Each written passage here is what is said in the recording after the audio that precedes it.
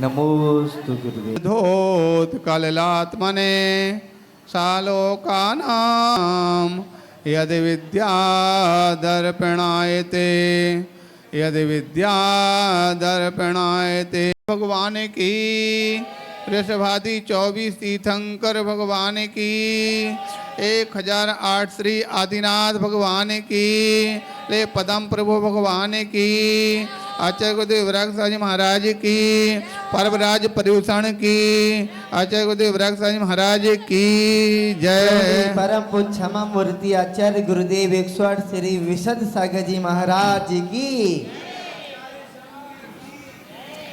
प्यारे बंधो, आज देख कर के लग रहा जैसे कोई विधान हो रहा हो। अगर शुरू से ऐसे लोग बैठे रहे दिखते तो अपने आप में लगता कि विधान हमने कुछ किया है। आज पर्वराज पर्यूषण का समापन दिन। लोग कहा करते हैं अंत भला तो सब भला, अंत अच्छा होना चाहिए। अंत का दिन, इसीलिए पर्यूषण पर्व का अंत का दिन भी बहुत कौन सा है? उत्तम ब्रह्मचर्य। अब किसे कहते हैं उत्तम ब्रह्मचर्य? जहाँ उत्तम शब्द जुड़ जाता है, उत्तम शब्द जुड़ने पर वीतरागता के अवनाभूत वहाँ पर आ जाता है। लेकिन हमको लगता अधिकांशतः पूजन में जो कथन किया गया वो उत्तम के स्थान पर सामान्य कथन किया गया। उत्तम शब्द को यहाँ पर लेके बात आती नहीं है। किसी भी चीज को लेकर के उत्तम क्षमा से लेकर के और उत्तम ब्रह्मचर्य तक जो भी उत्तम धर्म जो चलते हैं ये सब वीतराग चारित्र के अवनाभावी होते हैं। जहाँ वीतराग चारित्र होगा वहाँ पर ही ये सभी धर्म होंगे, और जहाँ वीतराग चारित्र नहीं होगा वहाँ पर उत्तम धर्म नहीं हो सकता है। इस प्रकार से यहाँ पर कथन करते हुए कहा गया, आपने सुना होगा कि वीतराग चारित्र के अभाव में सामान्य धर्म हो सकता, लेकिन वीतराग चारित्र के अभाव में उत्तम धर्म नहीं हो सकता है। उत्तम ब्रह्मचर्य का कथन करते हुए आचार्यों ने यहाँ पर बताया है, ब्रह्मचार्य भवेत् सारम, ब्रह्मचार्य भवेत् सारम सर्वेषां गुणशालिनां ब्रह्मचर्यस्य भंगे गुणा सर्वे पालयतः। अर्थात आचार्य भगवान यहाँ कहते हैं कि संपूर्ण विश्व में संपूर्ण धर्मों में अगर कोई सार है तो वह ब्रह्मचर्य भूत सारभूत है।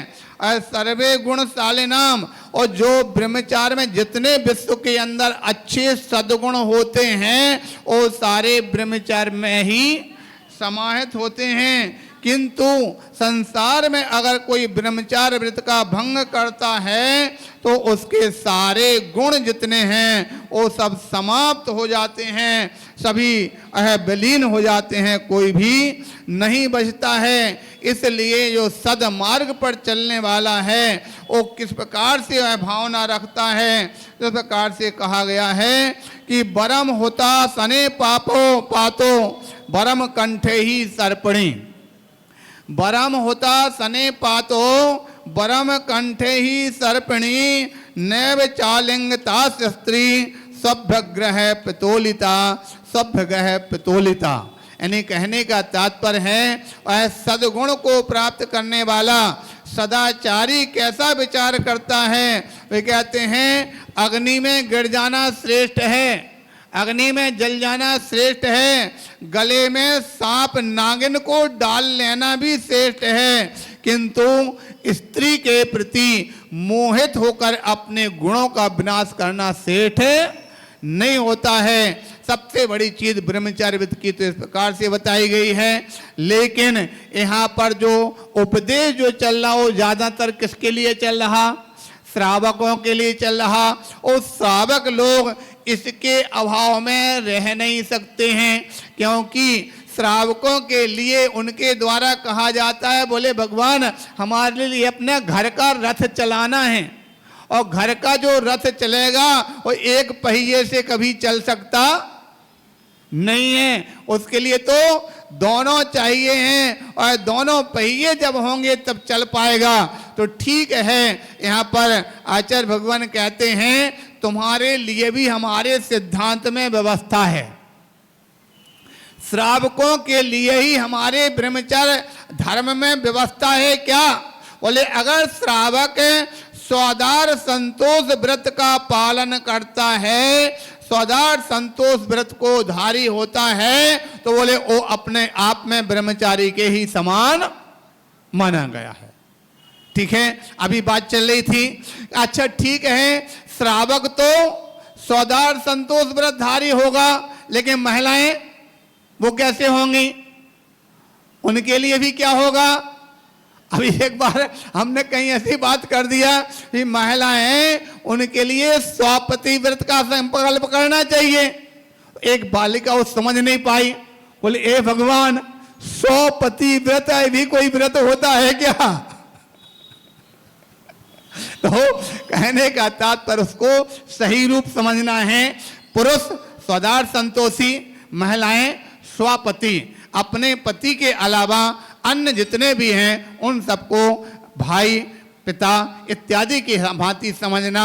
इस प्रकार का अगर श्रावक धारण करते हैं, जिसके लिए वह भी ऐसा नियम पालन करने पर भी अगर महाव्रती नहीं तो देशव्रती तो हो ही जाते हैं। लेकिन इनसे भी हट करके आज चारों ओर दुनिया में हमको लगता है कितना मोह का चक्र व्यक्ति के ऊपर चला है कि पाश्चात्य सभ्यता के प्रभाव से व्यक्तियों में अपने धर्म कर्म की भावनाएं बिल्कुल लोप हो रही हैं, और धर्म कर्म को छोड़ करके क्या जैन, क्या अजैन, क्या ब्राह्मण, क्षत्रिय, वैश्य, क्या शूद्र, कोई भी विचार नहीं रह गया।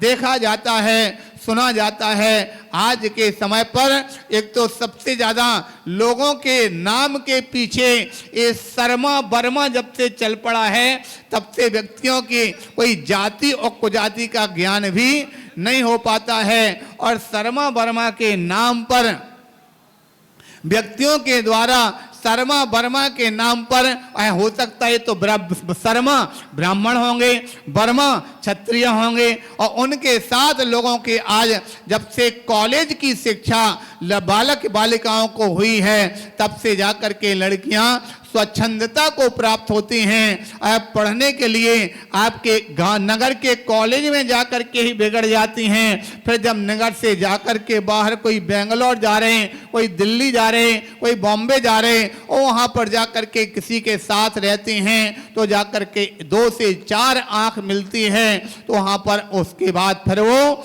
उनके होकर के रह जाते हैं। बहुत बड़े आश्चर्य की बात है कि जिस माता ने जन्म दिया, जिस पिता ने उसको पाल करके बड़ा किया, लेकिन जब 2 से 4 आंख मिल जाती है, ना माता की कोई कीमत रहती है, ना पिता की कोई कीमत रहती है, ना परिवार के लोगों की कीमत कहती है। माता पिता बेचारे मनाते फिरते हैं, रोते फिरते हैं, लेकिन फिर भी उसको बात को मानने को तैयार नहीं होती हैं, और जाकर के जिसके साथ उनकी अपनी आंख लड़ जाती है उनके पास हो जाती हैं। क्योंकि ये आंख के संबंध में एक स्थान पर पढ़ रहे थे, बोले आंख जो होती बहुत बेईमान होती,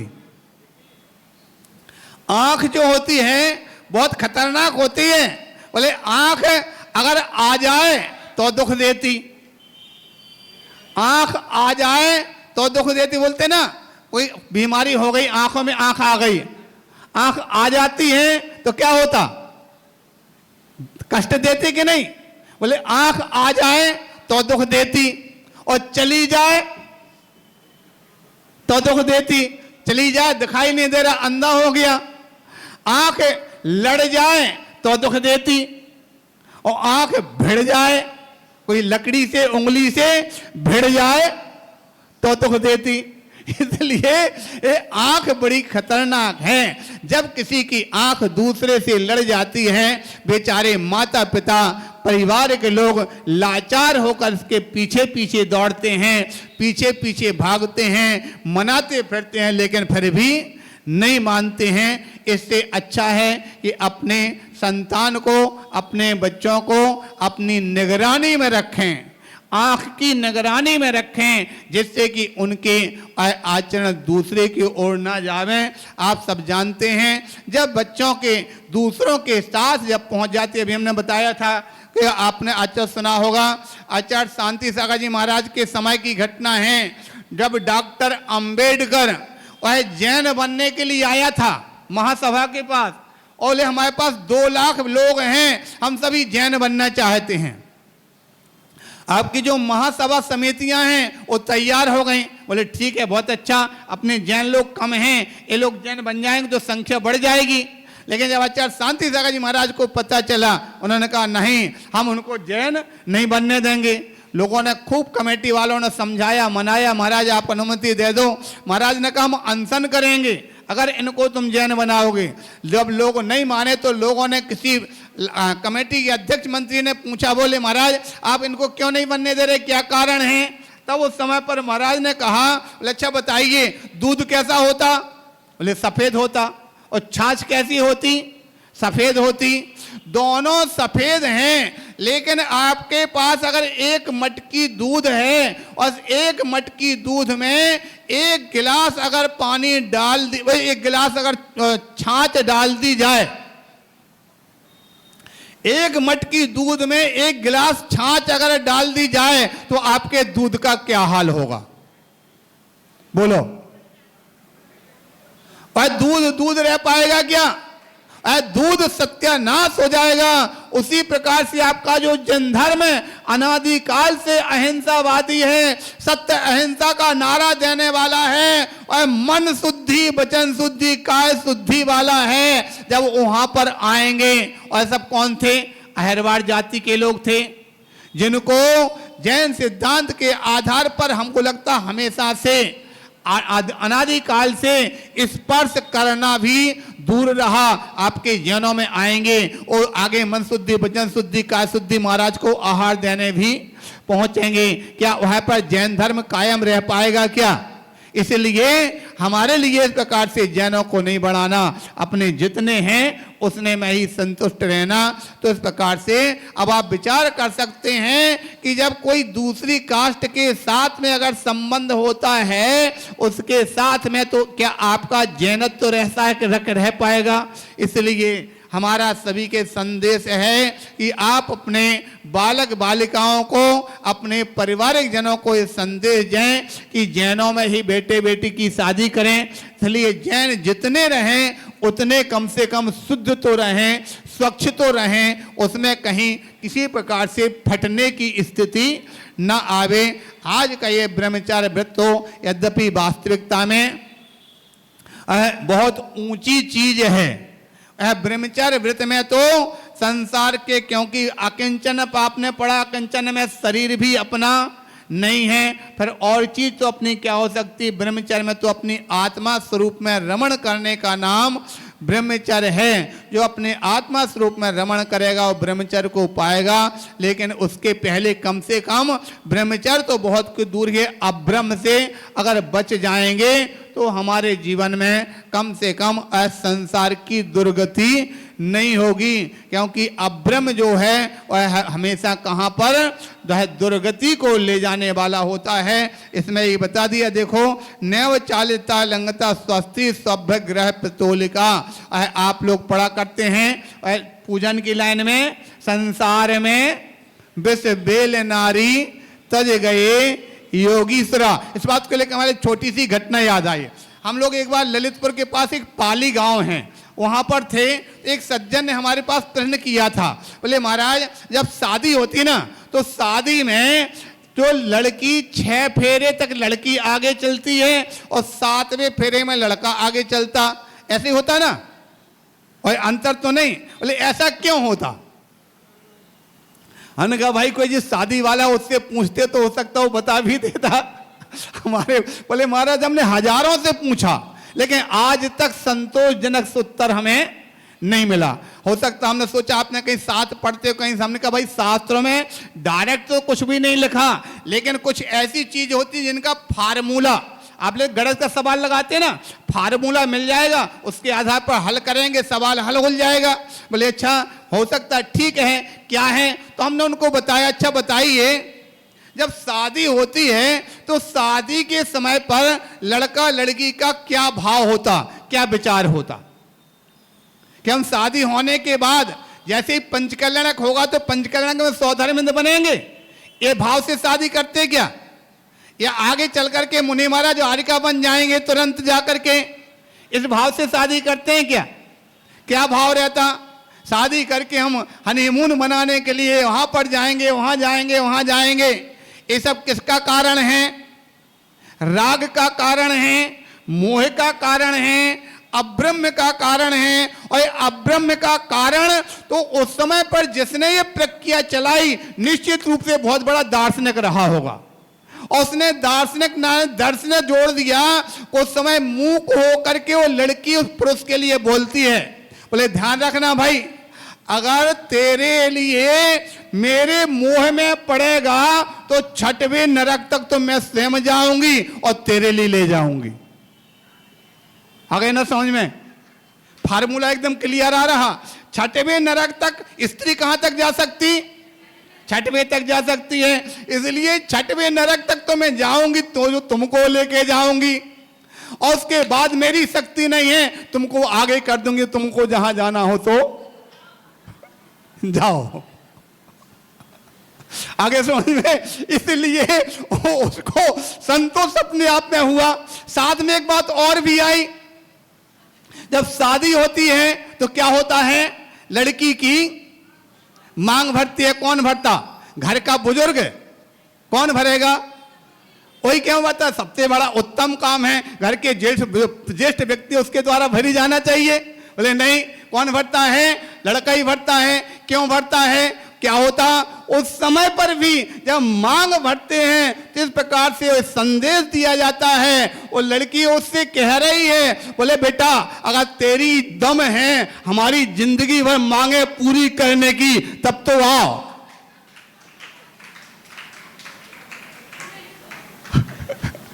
बहना भी कुछ नहीं बिगड़ा।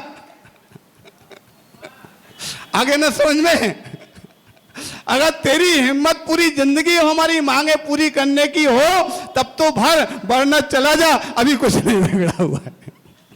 शायद ये सिद्धांत बहुत कुछ ऐसे होते हैं, लेकिन हमको लगता लोगों को उसका ज्ञान नहीं होता है और सारी प्रक्रियाएं एक रूढ़िवादिता में चलती रहती हैं। आज के इस दिन पर हमको समझना है क्या है कि हमारे लिए अगर ब्रह्मचर्य धारण करेंगे तो स्वर्ग और मोक्षावतारी होते हैं, और अब्रह्म हैं तो लोग ब्रह्मचर्य का नियम ले लेते।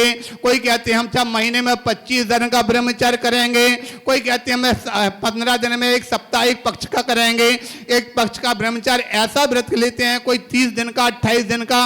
अरे अगर आपने ऐसा इतना भी नियम ले लिया तो भी कम से कम आपके जीवन में आज का ये व्रत मनाना, ब्रह्मचर्य धर्म को मनाना सार्थक हो सकता है। अब आप में सब लोग विचार कर लेना, मन में संकल्प कर लेना कि ब्रह्मचर्य व्रत के दिन में कितने समय का, 8 दिन का, 15 दिन का, 25 दिन का कितना व्रत रखना, तो आपका ये व्रत मनाना सार्थक हो जाएगा। बोले 1008 श्री शांतिनाथ भगवान की उत्तम ब्रह्मचर्य व्रत की जय। इस प्रकार से आज 3 बार जाप करते। ओम ही उत्तम ब्रह्मचर्य धर्मंगाय नमः, ओम ही उत्तम ब्रह्मचर्य धर्मंगाय नमः, ओम ही उत्तम ब्रह्मचर्य धर्मंगाय नमः। और आपके पास ये सभी आपसे करबद्ध निवेदन कर रहे हैं, मंगलाचरण के लिए महाराज श्री नमोस्तु नमोस्तु नमोस्तु। बोलिए पंच परमेष्टि भगवान की।